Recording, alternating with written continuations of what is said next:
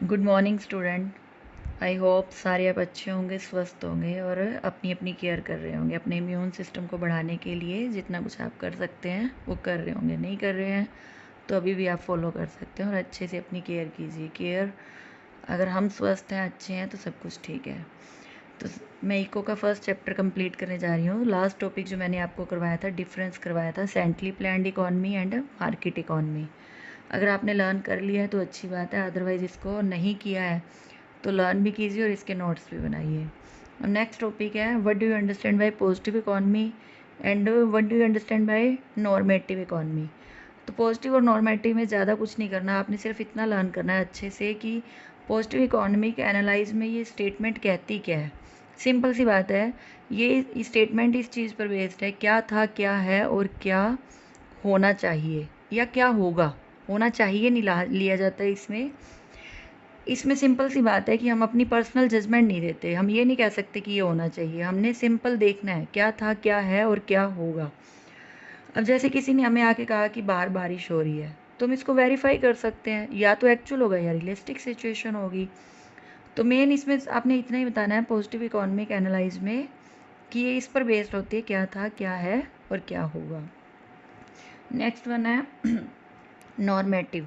Normative economic analyse में इसमें बताना है आपको कि इसमें हम अपनी सजेशन देते हैं क्या होना चाहिए, what ought to be.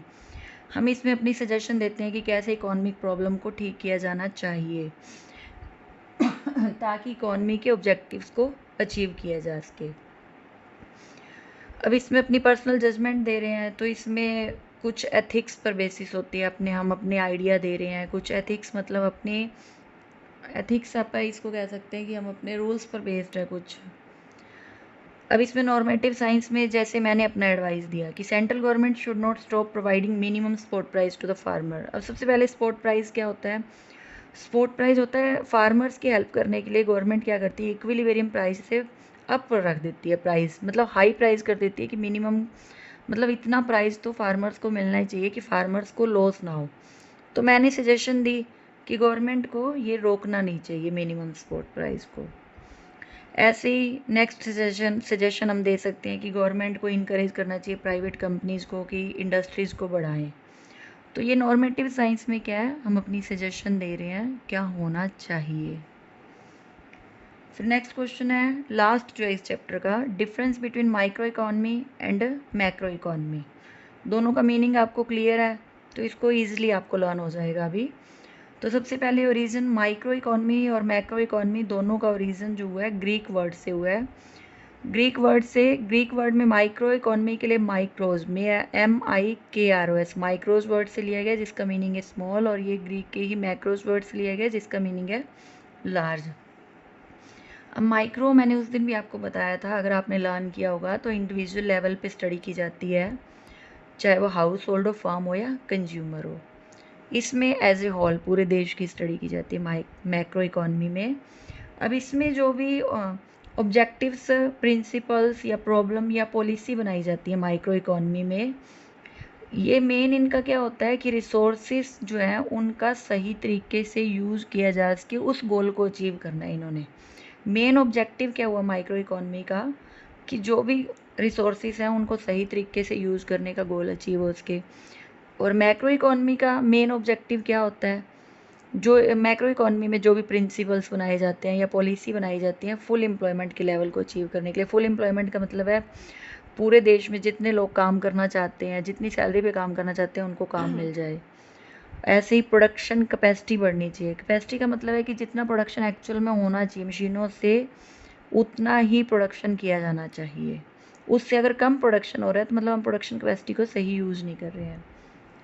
Deals, अब इसमें डिसीजन जो भी लिए जाते हैं, सिंगल कंज्यूमर हो चाहे प्रोड्यूसर हो, जो भी डिसीजन लेता है वो अपने बजट के अकॉर्डिंग लेता है। हम डिसीजन लेते हैं कोई चीज़ खरीदने का अपने बजट के अकॉर्डिंग लेते हैं। प्रोड्यूसर है डिसीजन ले रहा है तो बजट के अकॉर्डिंग ले रहा है।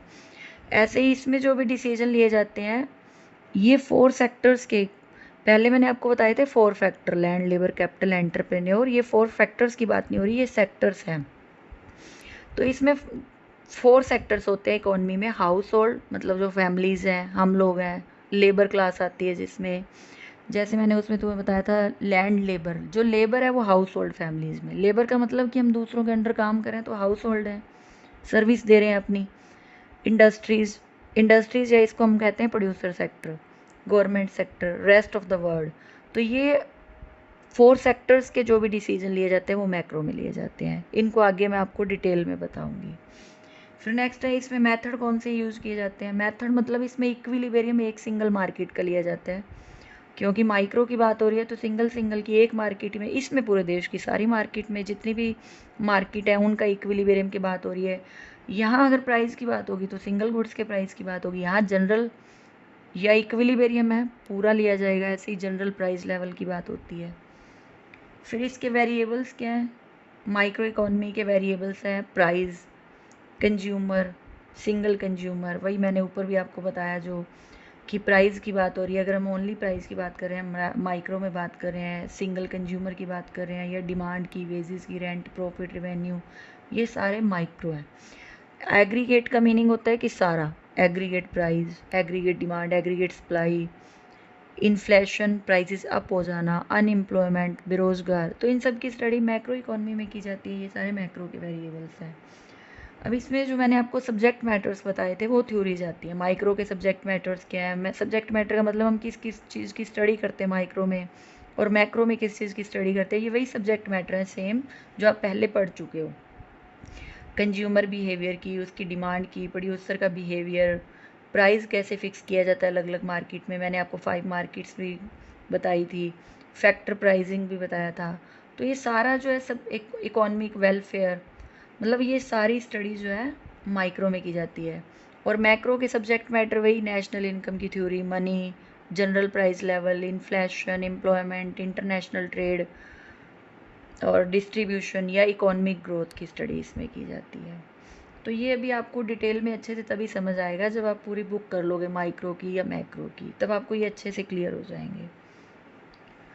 इसमें मेन प्रॉब्लम क्या ली जाती है, प्राइस कैसे फिक्स किया जाए और रिसोर्सेज को कैसे एलोकेशन मतलब अरेंज किया जाए। और इसमें मेन प्रॉब्लम क्या है, इनकम और एम्प्लॉयमेंट के लेवल की। और इसको माइक्रो को इकोनॉमी को पॉपुलर किसने किया, अल्फ्रेड मार्शल ने, और मैक्रो को जे.एम. केन्स ने। तो होप सो आपको अच्छे से समझ आ गया होगा। अगर कोई आपकी क्वेरी है, कोई प्रॉब्लम है, तो आप मेरे को ग्रुप में मैसेज करके पूछ सकते हो, कॉल भी कर सकते हो, लेकिन आपको अच्छे से लर्न करना है और इसके नोट्स भी बनाने हैं। कोई भी प्रॉब्लम हो आप मेरे को किसी भी टाइम कॉल कर